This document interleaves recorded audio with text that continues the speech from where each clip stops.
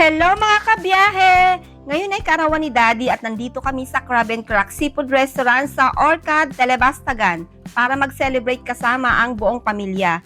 Kasama namin si Papa. Simple lang ang salo-salo pero punong-puno ng saya, kwentuhan at pagmamahalan. Isa itong bonding na lalo pang nagpapatibay sa samahan namin mag-asawa at sa relasyon namin sa aming mga anak.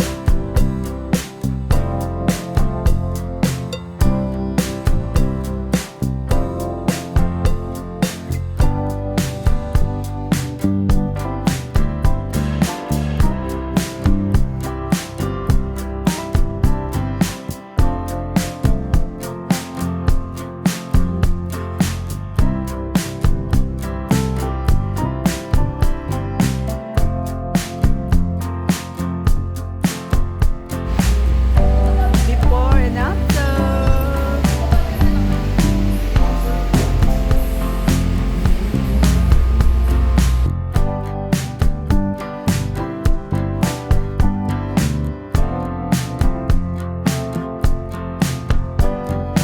Ayan na, tapos na kaming kumain. Enjoy sa kwentuhan. Maraming salamat mga kabiyahe sa patuloy ninyong pagsama sa amin.